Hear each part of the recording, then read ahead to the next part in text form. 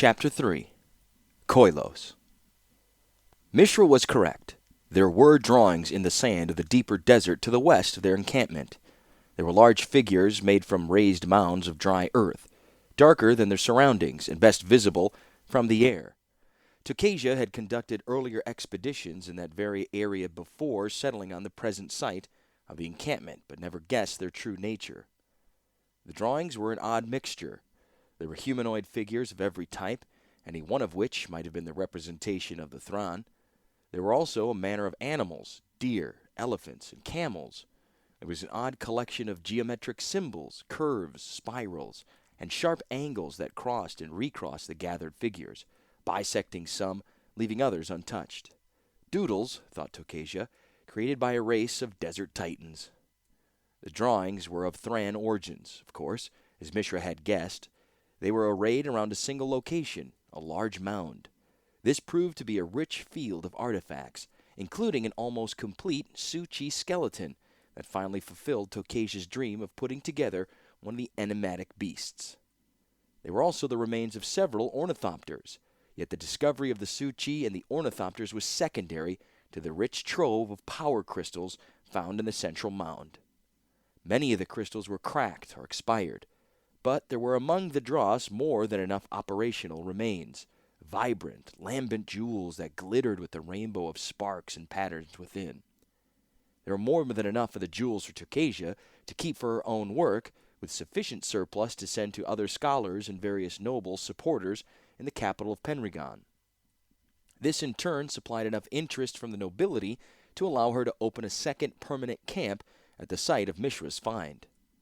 The discovery of the drawings in the desert was made possible by airborne observation. The same method revealed similar drawing fields, though none as large or intact as the first. An arc of them extended into the desert in a broad sweep outward from the Kara ridges. Some of the drawings had figures of recognizable races, while others did not. All contained a stylized pattern of curves and zigzagged lines around a central mound, containing wrecked artifacts and power stones. During the next 2 years, researchers located almost 20 such mounds. Still, the big question eluded Tokasia and the brothers. No one found any skeletal remains of the Thran themselves, nor any art. The archaeologists discovered nothing of their language, more than a few fragments that seemed little more than labels and an obvious set of numerical symbols.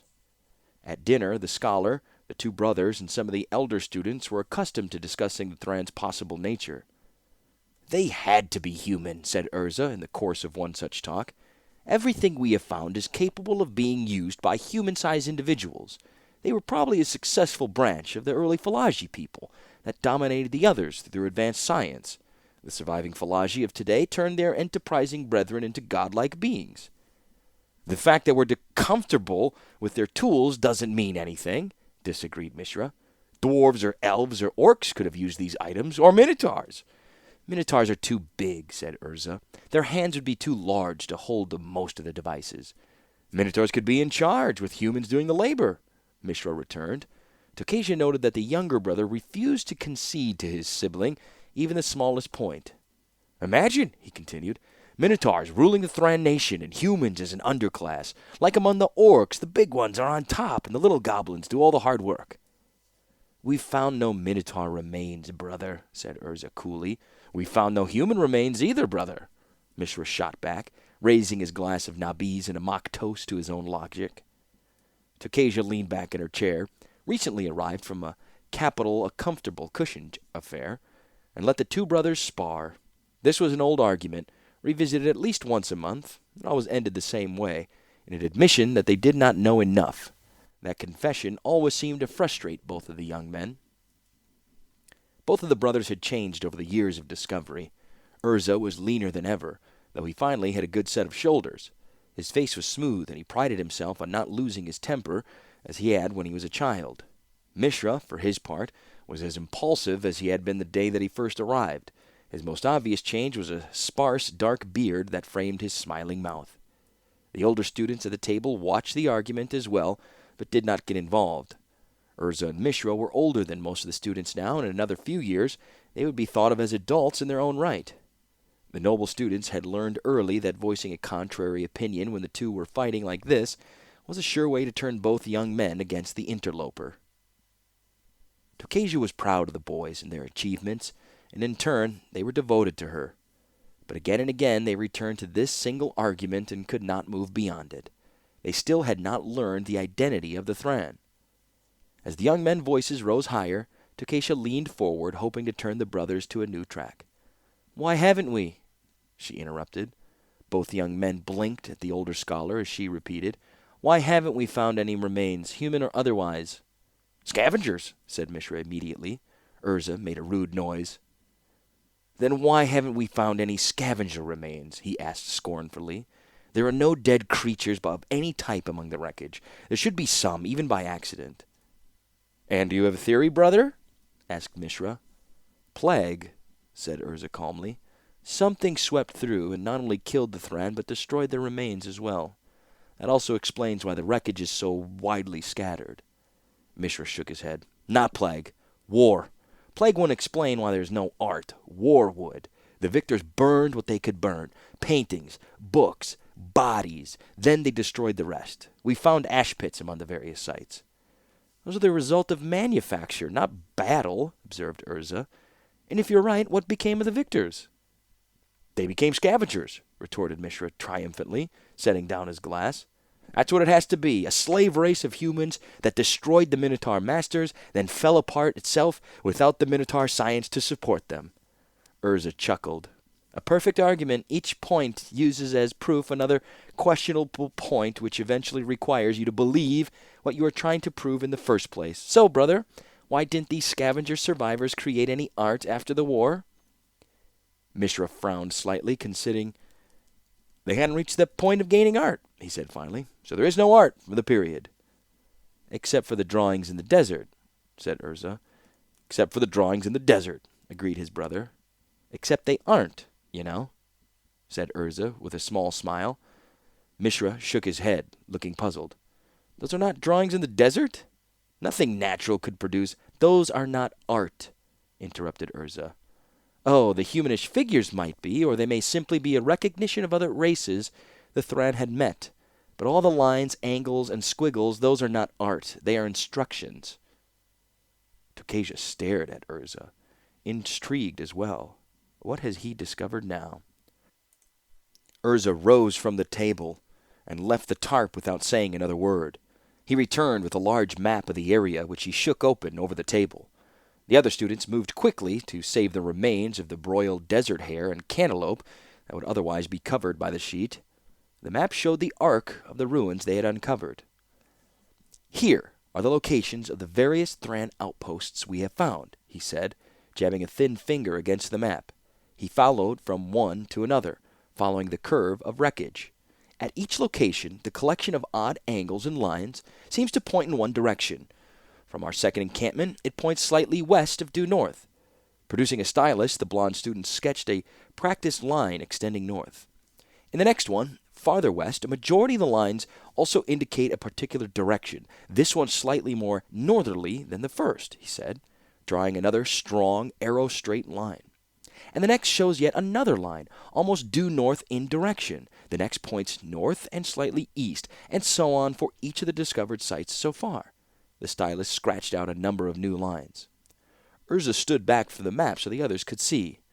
The ruins were in an arc, as everyone knew, but the lines Urza had sketched all pointed to one particular location, the center of the circle, of which the ruined mounds were points along the perimeter. "The Thran were not an artistic people," said Urza, looking at his brother. "Why then leave art in the desert?"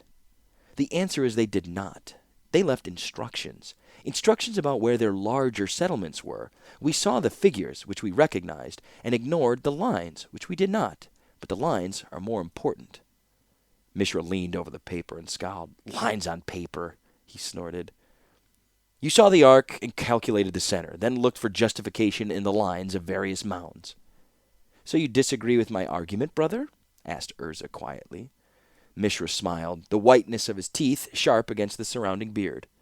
But I love your argument, brother. It's perfect. Each point uses as proof another questionable point, which eventually requires you to believe what you're trying to prove in the first place. The argument I love. It's your conclusions, I think, are wrong. Urza rolled up his map slowly. I suppose that means you don't want to come along tomorrow when I go find out? Mishra started, and even Tokasia looked sharply at the elder brother. With your permission, mistress, I would like to take an ornithopter out to check this out, Urza said. Since my brother does not wish to accompany me, I can manage with one of the smaller I didn't say I wouldn't go, interrupted Mishra sharply. In fact, I think I should go along, if only to keep you from seeing ruins that are not there. Urza nodded with a determined smile. Then he ducked from beneath the tarp and strode into the growing dusk. I have plans to make, he called over his shoulder. Evening all. In Urza's wake, the dinner table was silent.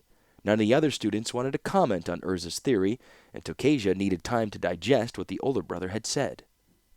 Tentatively, the conversation returned to more mundane matters. One student ventured that his area of the dig was producing some interesting discs marked with Thran numerals. Another mentioned that his work was being delayed by a junior student that declared every uprooted rock to be some artifact of the ancient race. That brought a small laugh from the others, and from Tokasia a tale of one student a few years before who thought that they should dig on mountaintops because if she were one of the Thran, that's where she'd leave the most valuable items. Mishra sat quietly, just beyond the firelight, and stroked his stubbled beard. After a few minutes he excused himself as well and left the table. He did not head for the quarters he shared with Urza, but rather turned down to where the Falaji diggers made their camp. Tokasia noticed that the younger brother had a worried look on his face, but at the time she paid it little mind. That evening, after the dishes had been cleared, Tokasia worked on a Suchi leg assembly at her table.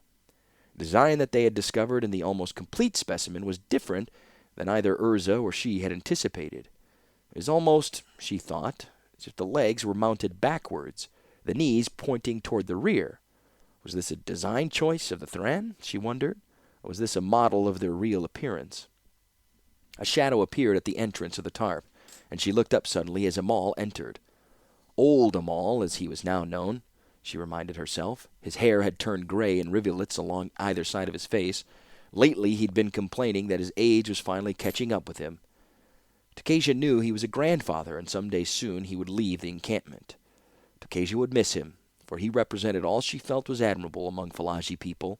He was direct, forthright, and honest. Now, from the stern look on his face, Tokasia got the feeling she was about to get a messy dose of the last quality. I hear your men are flying into the mountains on the morrow, he said, his desert accent still thick after all these years among the Argivians. How did you, Tokasia started, then realized where Amal got his information.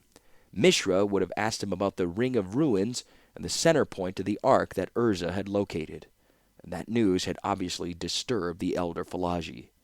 She nodded and motioned towards a camp chair. The old leader of the diggers sat himself carefully down upon it, as if either he or the chair would break from the experience. Urza has some ideas about finding the wreckage of a large Thran settlement there. Old Amal looked at the worn, dusty carpeting beneath his feet. I do not think it is a good idea. The Falaji would frown on it. Tokaji knit her brow. Amal and his diggers had never expressed the idea of taboo land before. Indeed, in most of the tribal settlements she had visited, the inhabitants were exceedingly proud to show off, if not actively trade, the Thran artifacts they had discovered. Not all Falaji, Amal continued. He looked up quickly at her, as if he could read her thoughts in her eyes. Most of us are modern enough, are wise enough to know there's nothing in the mountains that is not in the desert. But there are those who are concerned about the spirits of the Thran, about their heart. It is said their secret heart lies in the mountains, and we Falaji stay well clear of them. Amal, said Tokasia gently, you have never mentioned anything like this before, nor complained about our previous digs. That is because in the desert, and the desert belongs to all who can endure her, said Amal. The Falaji claim all this land, but are willing to share it with others who respect it. The high mountains, however, the inner mountains themselves, are dangerous, not only for the great rock birds found there. We claim them as Falaji territory, but we do not visit them, nor do we recommend others do so. Argiv claims those mountains as well, thought Tokasia, though she did not voice that opinion. Most of the Argivians were coastal people to begin with, and the broad expanses claimed by the noble factions were just lines on the map. If we are violating some taboo, she began. Amal held up a hand. Not a taboo exactly, mistress. A desire, a concern. Most of the diggers do not believe the stories of their grandmothers, but some do, and they make things difficult. Hajar, my own assistant, believes in genies, ghouls, and the great dragons, the Makfawas, that haunt the night. Amal, said Tokasia, smiling slightly, you know that standing in either brother's way when he has determined to do something is like trying to turn aside the desert wind. They will go looking, and now that you have brought me your concern, I will go with them.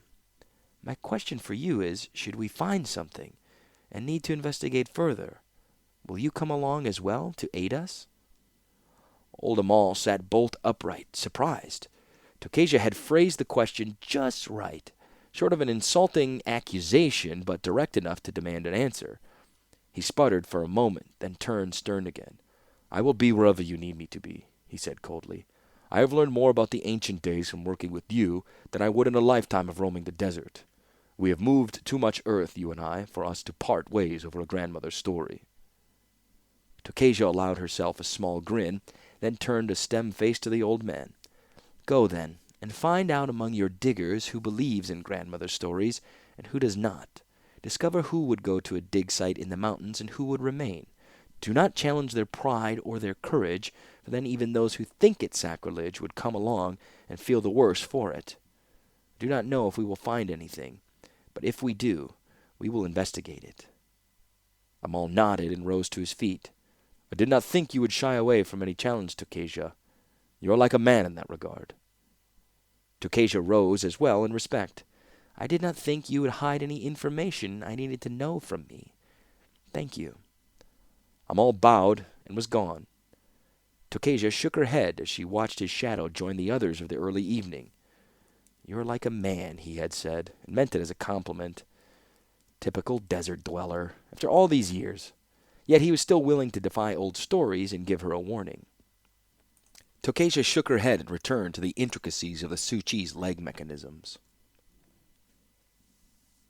They left the next morning, packing enough rations for a day-and-a-half's flight out and back. Both of the young men accepted Tokasia's companionship without comment, and neither suggested that she should not come along.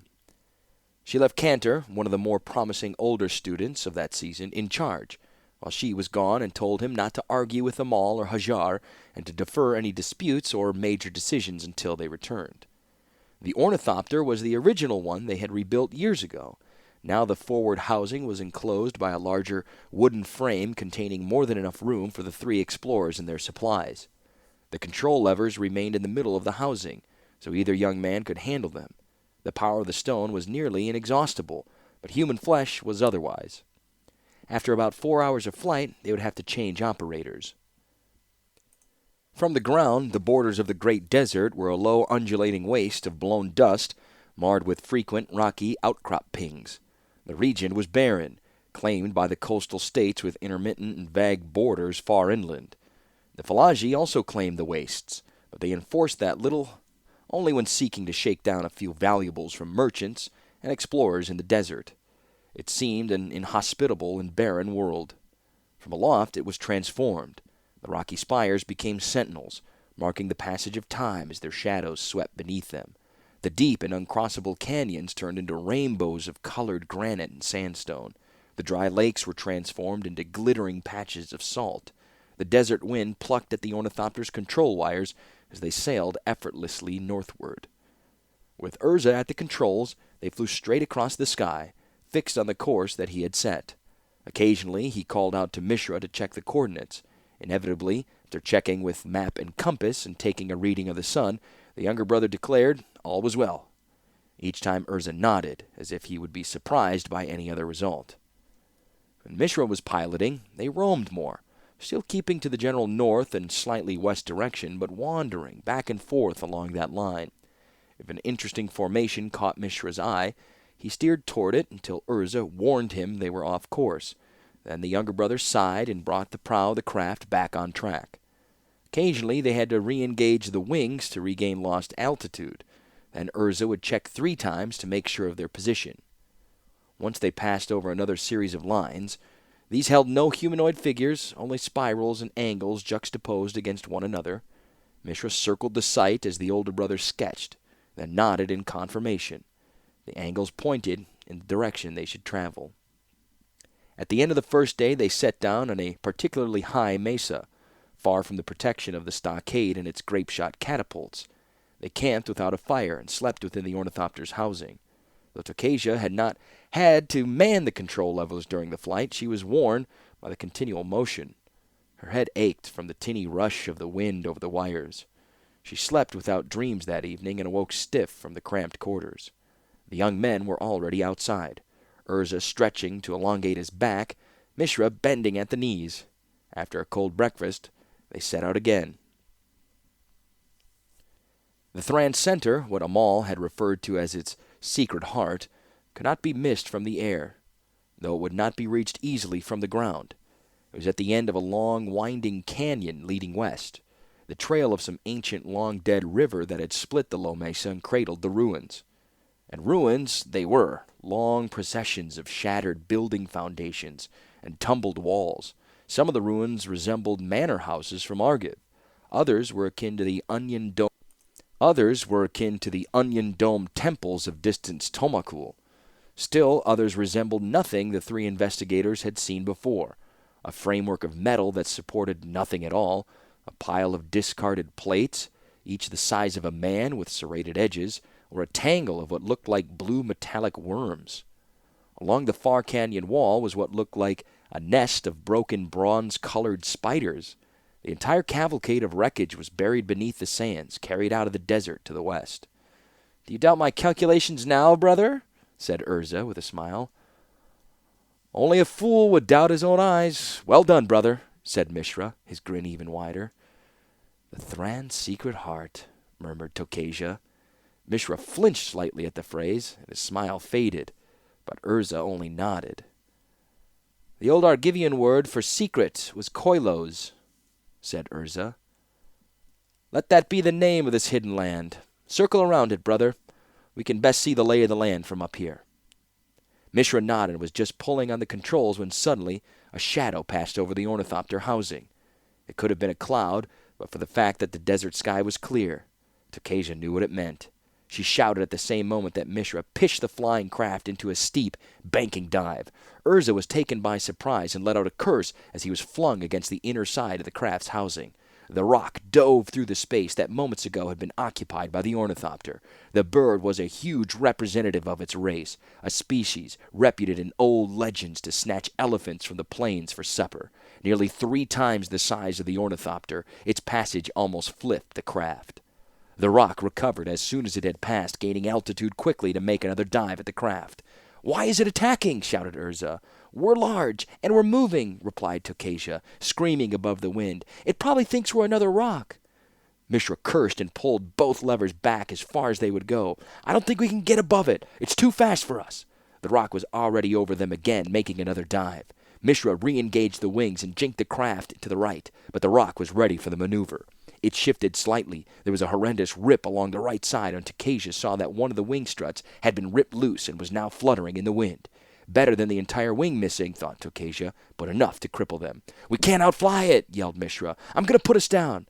"Over there," shouted Urza, pointing to the nest of broken metal spiders. "I think there's a hole in the cliff wall." "We won't make it," shouted Mishra, pulling first one lever, then the other, trying to shake the rock off the tail. "That's because you're flying like a bird," snapped Urza, shoving his brother aside and grabbing the control levers. "Fly it like a machine, and we'll make it." Under Urza's control, the craft no longer zigzagged across the sky, but instead rocketed forward, swooping low over the wrecked landscape of Koilos. The rock, its simple avian brain, expecting the craft to act like another flyer, expected it to dodge or to turn. The bird hesitated before pursuing. Its indecision was all the time that the 3 needed. Urza charged the cliff wall. Mishra shouted in a panic. Tokasia suddenly remembered a prayer she had learned as a child, back in temple school when temples were still fashionable in Argiv. She muttered the words softly as the far wall closed on them. Suddenly, Urza banked, Bringing the prow of the craft up, he unlocked the mechanism that held the wings in position, and they automatically began to fold. Without the support, the craft plummeted. Again, the rock passed through empty space that moments ago housed the flyer. Urza dropped about 50 feet, then re-engaged the wing locks. The wings spread out immediately, catching the desert air and slowing their fall. Still, they landed with an unceremonious bump on the sand. Had they landed on rock, Tokasia had no doubt they would have broken the supporting struts, not to mention a few bones. Urza unlatched the wing locks and the wings folded inward again, the damaged strut sticking out at an odd angle. Tokasia was already at the hatch, scanning the skies. "It'll be back," she said, scanning the empty heavens. "Let's not be here when it comes." "Shouldn't take off again immediately anyway," said Urza. "It might be waiting. Besides, we need to get the strut repaired. Let's make for that cavern entrance. Are you all right, brother?" "You should care," said Mishra hotly as Tokasia turned at the hatch, afraid the young man had been hurt. "I knew what I was doing. You didn't need to shove yourself into things." Urza blinked and scowled, his concern replaced with irritation. "You were playing its game, flying like another rock. Of course it could outfly you that way. We only lost it because I made for shelter now, argument later." Tokasia broke in sharply. "And bring the torches and water. We might be here until dark." Neither brother replied, but neither argued with the old scholar. They clambered up the sandy bank behind her, breaking into a full-fledged run as the rock's shadow passed over them. Tokasia was at the entrance first. She spun and scanned the heavens. Above them, the rocks circled the canyon of broken machinery and wrecked buildings. "We'll have to bring the catapults with us next time," she said. "Or figure out a way to mount them on the ornithopter," absorbed Mishra. "We're going to be here for a while," said Urza. "Should we see where this passage goes?" The cavern was an entranceway. The first 10 feet or so were natural rock, but after that the sandstone gave way to smooth, polished granite. Tokasia ran her hands along the wall. It was constructed of several blocks, invisible to the eye, detectable as individual stones only by touch. She whistled a low note. Even among the Thran ruins she had excavated, there was no workmanship this precise. Behind her, Mishra lit the candlewood torches. The guttering flames smoked, but were better than no light at all. "It was fortunate you saw this opening," said Tokasia to Urza. "It was obvious," he returned, taking a torch from his brother. "The wreckage of the buildings indicated roads, all of which radiated from this spot. This is the center of the Thran's supposed secret heart." "The heart of the heart," said Tokasia. They spoke in whispers, as if their words might wake the long dead. Tokasia tried to raise her voice to a normal level, but the very emptiness of the space defeated her. Mishra examined the corridor before them. "No creatures live here. Look at the dust. No footprints but our own." Urza held up his torch, the light flaring from the walls. "And no bats either. Nothing has been here for a long time." Both young men looked at Tokasia. "Right then," she said at last. "Forward, but stay together and stick to the main path." There was little worry, for the few openings to either side were mere alcoves, and the cavern ran straight back into the hillside itself. They passed several sets of stairs and 1 or 2 large chambers, but nothing that would indicate any occupants, recent or otherwise. Dead crystalline plates dotted the ceilings above them, reflecting the light of the torches but providing none of their own. The first alcoves were empty, but as they moved forward, Tokasia noticed some were filled with the remains of Suchi constructs. There were rusted relics, little better than the ones they had pulled from the dig. Several were nothing more than lower torsos, the upper halves lost to time or perhaps to tomb robbers. Tokasia noticed with some satisfaction that the knees of the creatures did indeed bend backward. They had reached another staircase leading down to the darkness when they heard it, or rather felt it. A deep throbbing came from within the surrounding stone, as if the earth were humming some unknowable ditty. Tokasia looked at the young men. They stared at each other, and the scholar once again reminded of the silent communication they seemed to share. Then the brothers looked back at Tokasia and nodded. The 3 descended toward the noise. Ahead there was light. No more than a gray smudge against the blackness, it slowly refined itself, growing with each passing step. There were no more Suchi alcoves now, only straight walls leading toward the goal. They entered a chamber as large as any they had passed through. The walls were natural, but supported with ancient steel and pillars of the same closely set blocks that Tokasia had seen earlier. The walls were littered with machines. They were clearly of Thran design, but with a difference. These appeared functional. Their cogs were greased and shining, their surfaces polished and mirror-like in their finish. It was, Tokasia thought, as if the Thran had left only moments before. There were lights as well. Within this chamber, the ceiling plates were lit with their own ambient glow. Small balls of radiance danced around some of the machinery, orbiting them like small glowing moons. But this was all outdone by the large crystal in the center. It was a power stone, unmarred by age and unbroken by accident. Its facets were smooth and reflective, the edges sharp enough to cut the fabric of reality itself. It was about the size of 2 human fists, yet it called to Tokasia's mind the image of 2 hearts, for it pulsed with its own rhythm. A rainbow of colors played across it as it throbbed with life. The Power Stone was on a low platform flanked by mirrors, which in turn were attached by wires to various machines around the perimeter. The Power Stone might be responsible for nothing more than the lights, the archaeologist noted, or it might be a fully operational machine with a greater purpose. Before the Power Stone's pedestal was a smooth bank of metal shaped like an oversized open book. Its pages were metal and glass, and the glass winked like an evil eye in the night. Never had Tokasia seen a device like this one. She realized this might have come at the end of the cycle of Thran development. Perhaps what they had been excavating so lovingly were nothing more than old scrapyards, where the ancient, unwanted remnants of the Thran's past were discarded. She stared at the crystal itself, while the 2 young men moved ahead of her, drawn in by its incandescent radiance. They stood before the open metal book, dwarfed by its size and magnificence. Their voices rattled against the walls of the cave, rebounding and gaining strength from the subliminal hum that surrounded them. "It's beautiful," said Mishra. "Look how it glows." "It's intact," said Urza. "Think of what we can learn." "These markings," said Mishra, spreading his hand out toward the metal book glyphs. "They're so much like the Thran writings we've seen, but more detailed, more advanced." "Don't touch anything," called Urza sharply, thrusting out his own hand to intercept his brother's. "We don't know what they do." Tokasia could not tell which brother was responsible for what happened next. She could not tell which brother touched the particular glyph, or even if either did. Later, neither brother admitted to anything, and each accused the other of causing the disaster. All Tokasia could say was that Urza reached out to stop his brother. The glow intensified, suddenly and hotly. There was an explosion, but one without sound, and the huge Power Stone, the heart of the secret heart, shattered in a blossom of light.